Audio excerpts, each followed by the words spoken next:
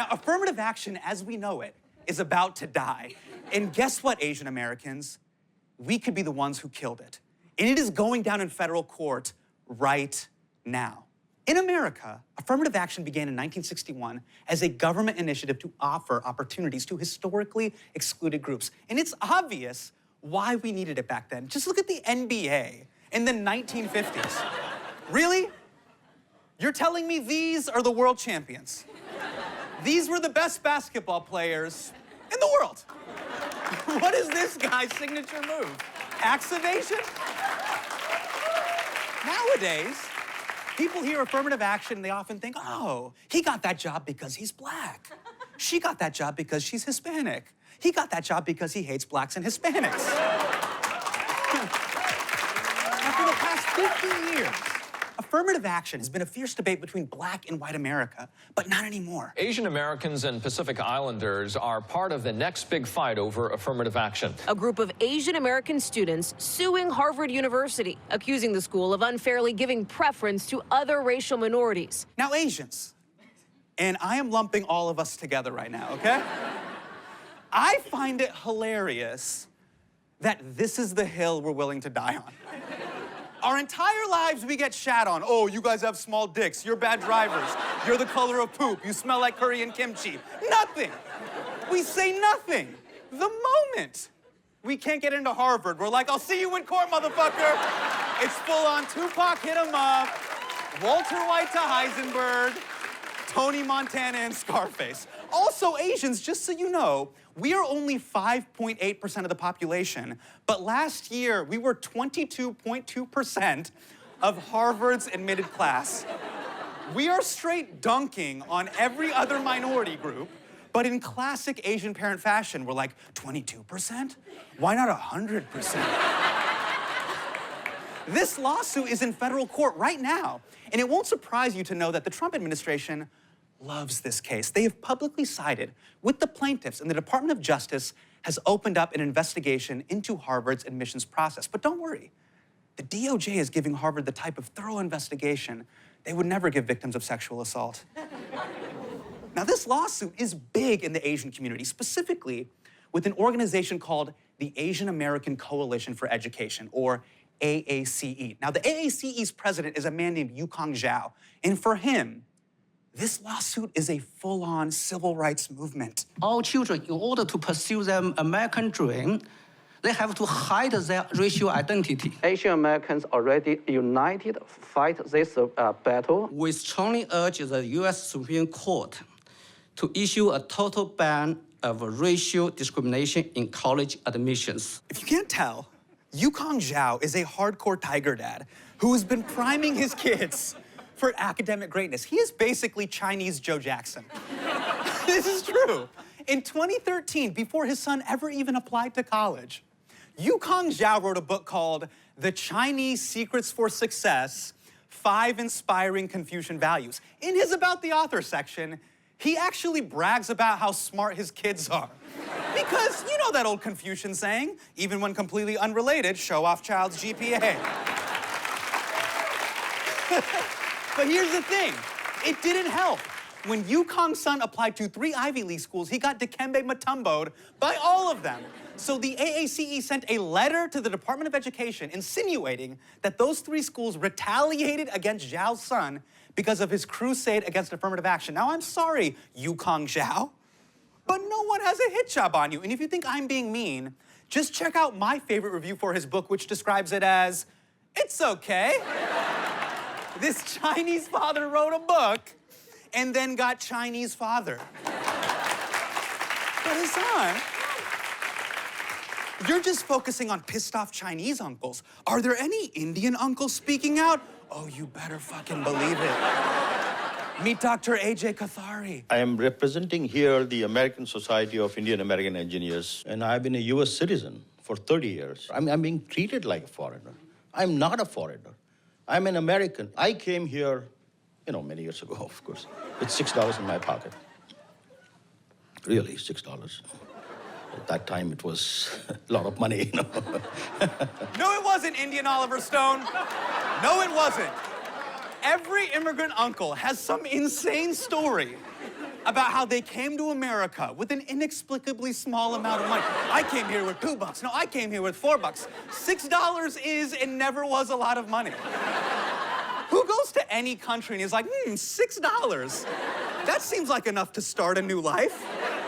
But you know, maybe Dr. Kathari was right. Maybe it was a lot of money back then. Hey, how much was $6 worth in 1982? Oh, $15.88. That's a 3-entree meal at Panda Express. Also, are you sure about $6? Because I'm hearing conflicting reports. I came here many years ago with $8 in my pocket. Oh, so it's $8 now, okay. Now, don't laugh at Dr. Kathari, because he is the only one fighting for the real issues in the Asian community. National spelling bees do occur, you know, and the Asian Americans have been like the top. But when media or Hollywood made a movie about the spelling bee called Akila the Bee, it was not about Asian Americans. It was about somebody else. Why? Why was Akila the Bee not about an Indian kid? Why are they blackwashing Asian movies? First of all, it's called Akila and the Bee, not Akila the Bee. He's making it sound like there's a bumblebee named Akila. You know, Akila the Bee, Lady the Tramp, Nemo the Fish.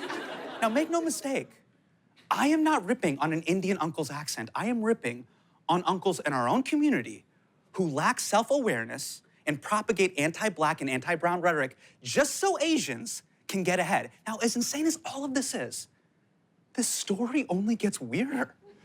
Because Akila the Bee, Chinese Joe Jackson, and the rest of the AACE aren't actually the group that's suing Harvard. A group called Students for Fair Admissions is accusing elite colleges of discriminating against Asian American and white students. The group's president, Edward Blum, writes that racial preferences punish better qualified individuals and pit Americans against one another. Obviously, Ed Blum isn't an Asian student, but he definitely looks like the type of guy who still uses the word Oriental. So Students for Fair Admission, led by Ed Blum, is the group that is actually suing Harvard. And he is more than happy to tell us why he's suing. Harvard has, we believe, a hard, specific quota. It's racial discrimination, and it's a quota. Now, how is it that this could not be a quota? Here's why Ed Blum has such a huge quota boner. Back in the 1970s, UC Davis had a quota of spots reserved for black applicants. But when a white guy named Alan Bakke got rejected from the medical school, he sued UC Davis, claiming that he was rejected because of the quota for black students. Alan Bakke took his case to the Supreme Court and won, making racial quotas unconstitutional. And it's good that he won. No one should be admitted to a school purely based on their race. Also, racial quotas are weird. Like if a school says, we need 32 black people, your first response should be, for what? Now, the Supreme Court also ruled that schools can still be racially conscious in admissions. Now, that's the difference between saying, hey, I should have more diverse friends, versus I need 2 more black friends. One of these is affirmative action. The other is the plot of Get Out. So, quota systems are unconstitutional. However, the Supreme Court has repeatedly upheld that race can be used as one factor among many factors in the holistic review of an applicant. Now, I know holistic review sounds like it involves lavender oil and a Reiki healer named Celeste, but it is actually how Harvard claims it's admitting students. Now, Ed Blum isn't helping Asian kids because he's trying to put together a K-pop band. He's been trying to end affirmative action for years by suing schools. This is true. For each school that he wants to sue, he sets up a website where students can submit themselves to be plaintiffs. So now that he's looking for Asian kids to help end affirmative action, all of his websites have pensive-looking Asian kids on them. Like, what did this photographer tell this kid? Like, listen to me, Jeremy, why don't you pose like your dad is grading your Kumon homework? There it is. That's the look I'm going for. Just give me that fear. Ed Blum is suing Harvard because the last time he tried to end affirmative action, he failed. You guys remember Becky with the bad grades. Abigail Fisher brought the case in 2008. She sued UT Austin after the school rejected her, she claims, in favor of minority applicants with lower grades and test scores. Now, Abigail Fisher did not file her lawsuit out of the blue. She was handpicked by conservative activist Edward Bloom. Oh, he didn't just handpick her. He also bankrolled her legal fees and helped with PR. A federal lawsuit was filed yesterday by a Houston area high school student who had been unfairly rejected from the University of Texas because she was the wrong color. Okay, so what he's saying in this ISIS recruitment video is Abigail Fisher lost her spot because some black student took her spot. He is making college admissions seem like they have a one-in, one-out policy, like they're nightclubs. And I've always hated nightclubs because they have a quota system. Like, you go in there, they're like, oh, too many dicks, not enough chicks. Get out of here, bro. Like, I wish a nightclub was like, hey, what's your socioeconomic background? What are your hobbies? Do you have a short poem I could read? That's holistic review, and that's what colleges are trying to do. But Ed Bloom's only mission is to end affirmative action, even if that means leaving out inconvenient details like he did for the Abigail Fisher case. When Abigail Fisher applied to UT Austin, the state of Texas had this policy. Any graduating senior in the top 10% of their class automatically got into the UT school system. But Abigail Fisher didn't make the cut because she was in the top 12%. I'm guessing math wasn't her best subject. So that put her up for holistic review. Now, it's true. There were other students who got in with lower grades and scores than Abigail Fisher. But according to ProPublica, only 5 of those students were Black or Latino. 42 were white. And here's the kicker. 168 Black and Latino students with grades as good or better than Fisher also didn't get in that year. And you know what they did? They moved on with their fucking lives. Ed Bloom claimed that race was the reason Abigail Fisher didn't get in. That's not true. He left out inconvenient details, and you could argue that he's doing the same thing with the Harvard case. Remember Ed Bloom's hard-on for quotas? Harvard has, we believe, a hard, specific quota. They seem year after year never to admit more than about 17% of incoming freshmen. Yet the number of Asians applying to Harvard over the last 15 years has doubled. Yet year after year after year, it's the same percentage. Okay.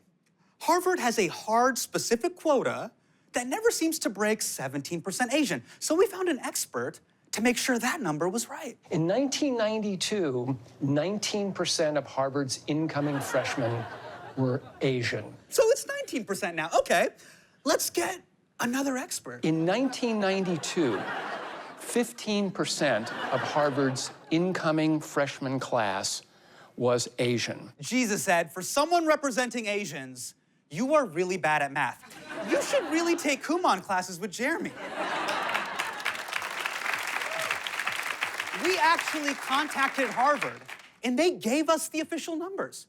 Over the last 2 decades, the trend line shows that the percentage of Asians in Harvard's incoming class has been going up. Maybe it's not as high as you would like, but it is going up. And if you don't get into Harvard, maybe it's because getting into Harvard is insanely hard, and it's only getting harder. This isn't UC Santa Cruz, man.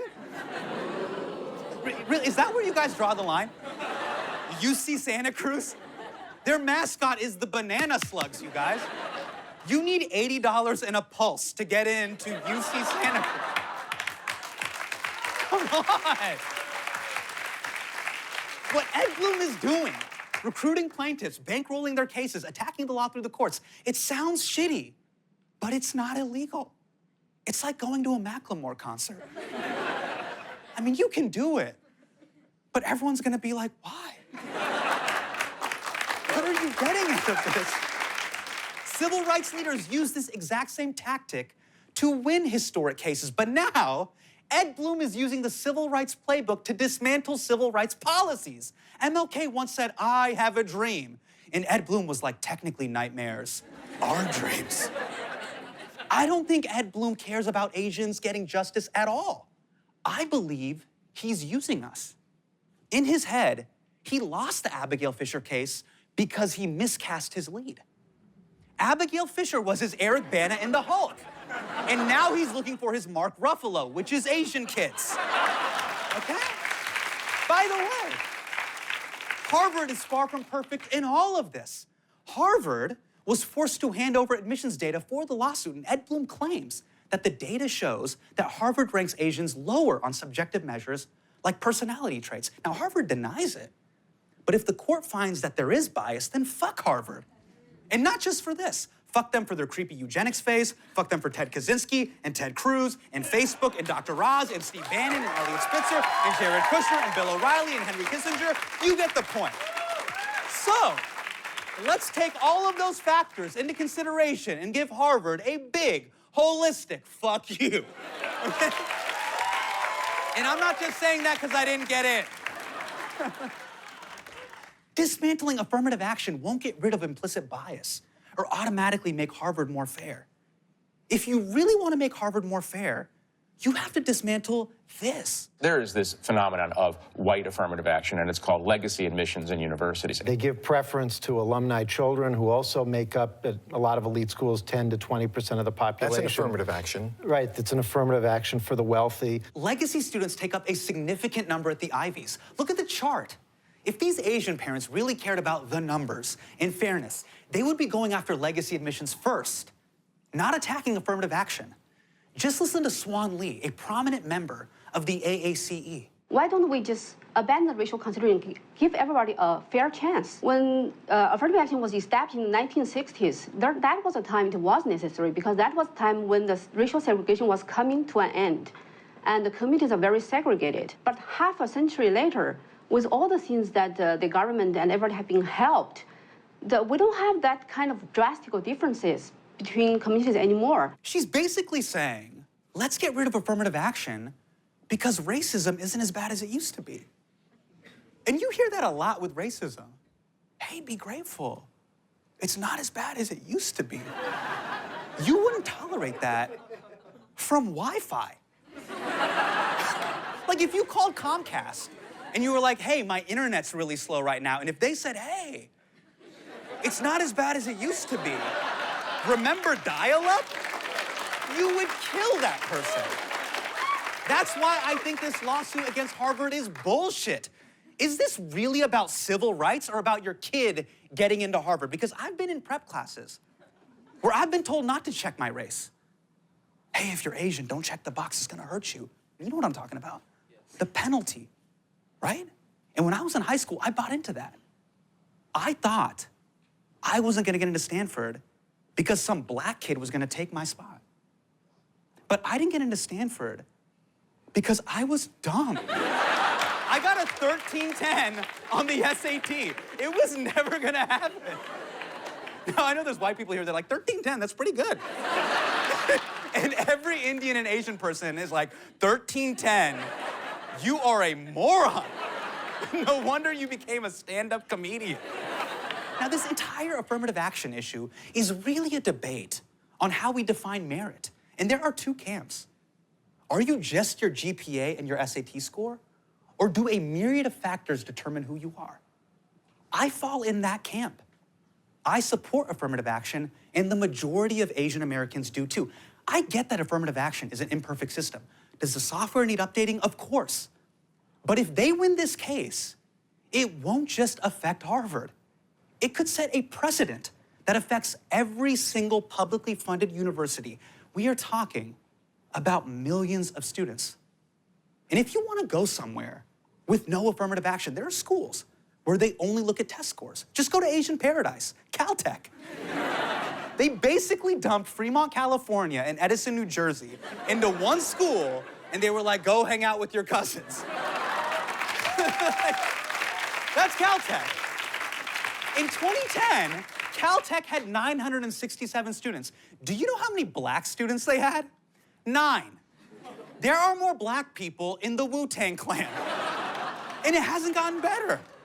In 2016, Caltech had a whopping 14 black students. Yay, progress. So I'm asking my community, is this case worth it? Look, I'm not saying you shouldn't sue to right a wrong. There was another moment in history, over 40 years ago in San Francisco, when Asian Americans felt like they were being denied educational opportunities. Asian immigrants were struggling in school because they couldn't speak English, and their schools weren't helping them. So they filed a class action lawsuit that went all the way to the Supreme Court. The 1974 court decision called Lau versus Nichols. That court case became the wellspring for almost every bilingual school program in America. With the help of groups such as Chinese for Affirmative Action, students can successfully be multilingual and multicultural. America has English as a second language because of Chinese for affirmative action. It was a landmark decision that made education more accessible for everyone. Now that is a lawsuit. If the plaintiffs hadn't won that case, the students wouldn't have been able to learn.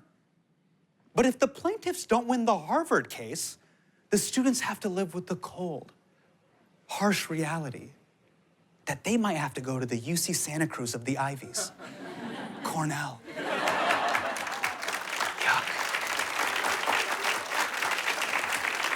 This case against Harvard will likely make it to the Supreme Court, and with Kavanaugh giving conservatives a majority on the bench, the chances of affirmative action getting struck down are very high. Ed Blum is within striking distance of his goal because we got played. And for those in the Asian community who keep insisting, we just want equality, we're American citizens, treat us like Americans, fine. But if you are willing to act like racism isn't a thing, team up with lawyers, and then take it to the courts when you don't get your way, you're right. You truly are an American. You just happen to be the worst kind.